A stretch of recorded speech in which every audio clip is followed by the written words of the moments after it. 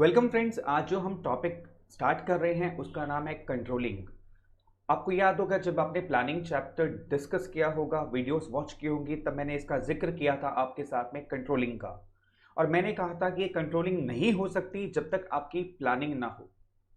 जैसे आप ये मान के चल सकते हैं कि कोई भी कार कितनी लग्जरी क्यों ना हो, लेकिन क्या वो बिना ब्रेक के काम कर पाएगी? बताएं मेरे को आप। कोई टू व्हीलर हो, कोई फोर व्हीलर हो, कोई भी ऐसी चीज, क्या वो व्हीकल, मैं कह रहा हूं मर्सिडीज का आप एग्जांपल ले लो, कितनी ही सुंदर कितनी बढ़िया क्यों ना हो, लेकिन उसमें ब्रेक काम ना करे बाय चांस, तो क्या वो आपके लिए फायदेमंद होगी? Not at all. इसलिए ऑर्गेनाइजेशन कितनी भी अच्छी प्लानिंग कर ले, कितना भी अच्छी ऑर्गेनाइजिंग कर ले, कितनी भी अच्छी स्टाफ को रिक्रूट कर ले, कितना भी अच्छा डायरेक्शन कर ले, लेकिन अगर उसमें ब्रेक नहीं होगी तो कंट्रोलिंग नहीं हो सकती है। और बिना ब्रेक के कोई काम नहीं हो सकता। तो बेटा ये कंट्रोलिंग जो है बिल्कुल ब्रेक की तरह काम करती है। और आज जो हम टॉपिक आपके साथ डिस्कस करेंगे उसका मकसद है कैरेक्टरिस्टिक्स ऑफ कंट्रोलिंग, यानी फीचर्स ऑफ कंट्रोलिंग। कंट्रोलिंग कहते किसको है? तो चलो स्टार्ट करते हैं। Controlling means ensuring that activities in an organization are performed as per the plans। Controlling का मतलब है कि जो आपने प्लान में किया था, आपने जब प्लान बनाए थे, आपको याद है प्लानिंग में आपने बहुत सारे प्लान्स बनाने सीखे थे, तो क्या वो प्लान्स एज पर जो हमने बनाए थे क्या वो परफॉर्म हो रहे हैं कि नहीं हो रहे हैं बेटा? ठीक है।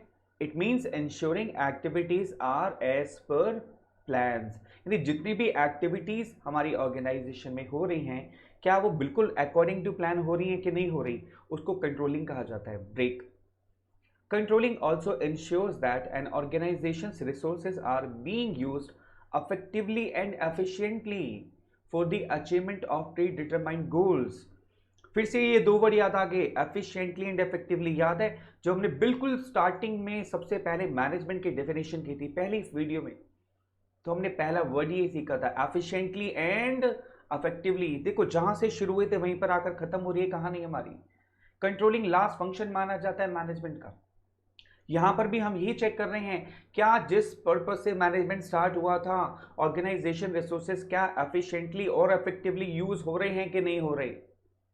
Controlling is thus a goal oriented function. इसलिए कंट्रोलिंग को हम गोल ओरिएंटेड फंक्शन कहते हैं। It focus on goal directly. Controlling function of a manager is a pervasive function. Undoubtedly ये परवेसिव है। परवेसिव का मतलब हमने पहले मैनेजमेंट में पढ़ा, फिर हमने प्लानिंग में पढ़ा, तो कंट्रोलिंग में बिल्कुल वैसे परवेसिव है। Required at all levels, all organisations, all countries, all places, all departments, सब जगह पर कंट्रोलिंग की ज़रूरत होती है। चाहे वो टू व्हीलर हो, चाहे वो फोर व्हीलर हो, सब ब्रेक तो सब में चाहिए। बिना ब्रेक के कुछ नहीं हो सकता। इवन साइकिल में भी ब्रेक चाहिए। टांगा जो चलाते हैं उसमें भी ब्रेक होती है, उसका जो हैंडल खींच लेते हैं, ब्रेक लगाते हैं, उसमें भी ब्रेक की ज़रूरत होती है। तो कंट्रोलिंग इज परवेसिव फंक्शन। जी हाँ, आप ये मत सोचिए मन में ये नोट करना है कि नहीं करना। मैं बार बार रिपीट कर रहा हूँ, जो भी आप वीडियो में टेक्स्ट देखते हैं वो आपको नोट करना है, तो आपको ये भी अपनी नोटबुक में नोट करना है बेटे, ठीक है। It is A primary function of every manager. अरे ये क्या हुआ, प्राइमरी तो हमने प्लानिंग को पढ़ा था, रैंक वन प्राइमरी फंक्शन, तो ये कंट्रोलिंग प्राइमरी फंक्शन कैसे होगी भाई? आपको मैं फिर रिपीट कराता हूँ, it is a vicious circle. ये सर्कल है, प्लानिंग के बाद organising, staffing, directing, controlling, planning, organising, staffing, directing, controlling, planning, organising, staffing, directing, controlling, यानी चलता रहता है। ये सर्कल है। It's like a vicious circle, ये खत्म नहीं होता। यानी जहां कंट्रोलिंग खत्म होती है वहीं प्लानिंग शुरू हो जाती है। इसका मतलब कंट्रोलिंग प्लानिंग का जो पॉइंट है, स्टार्टिंग पॉइंट सेम है। इसलिए कंट्रोलिंग को भी हम प्राइमरी फंक्शन कहते हैं। बात समझ आ गई? और जैसा मैंने कहा कि कोई व्हीकल ऐसा होता ही नहीं जिसमें ब्रेक ना लगाएं, और कई बार तो हम गाड़ी स्टार्ट करते ही ब्रेक लगा देते हैं चेक करने के लिए काम कर रही है कि नहीं कर रही। तो it's a primary function of every manager.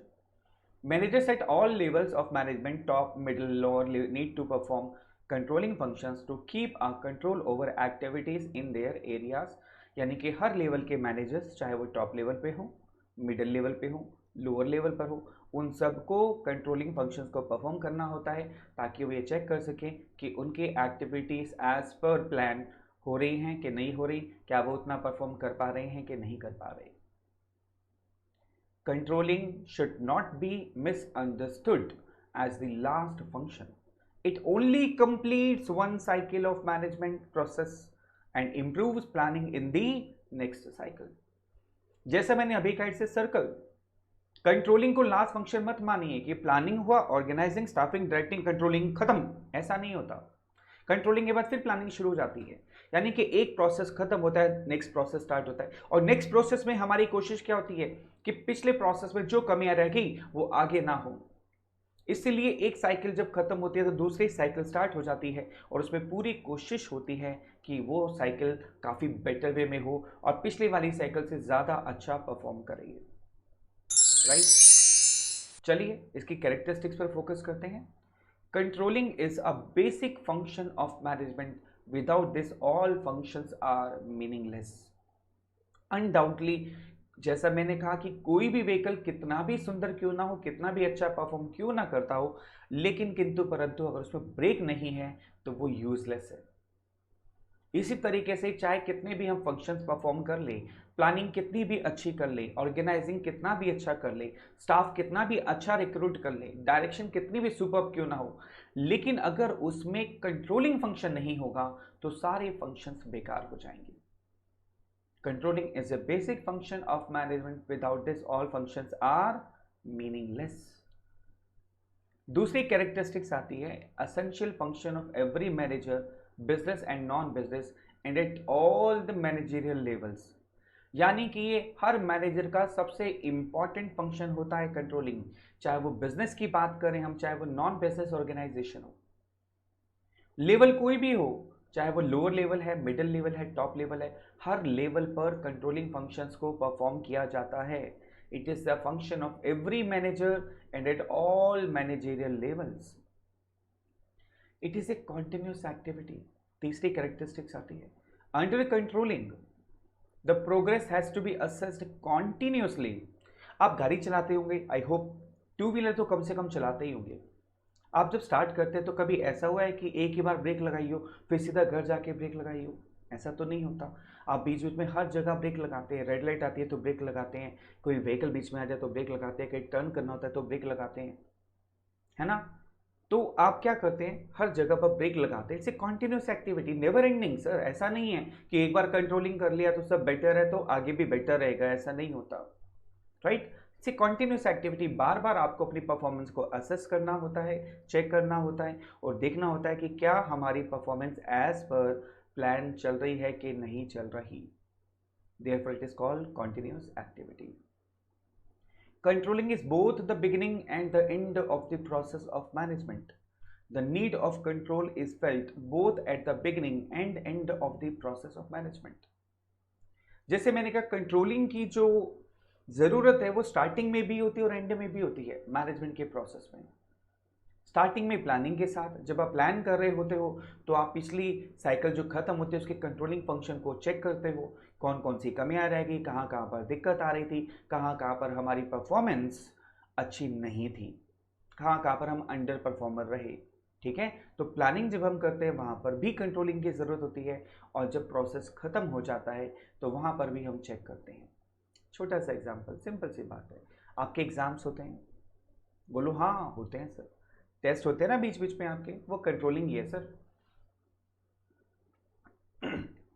Test में चेक किया जाता है कि आपने जो सीखा वो कितना सीखा, आपने कितना लर्न किया, आपने कितना गेन किया, आप उतना कितना उसको आप रिप्रोड्यूस कर पा रहे हो.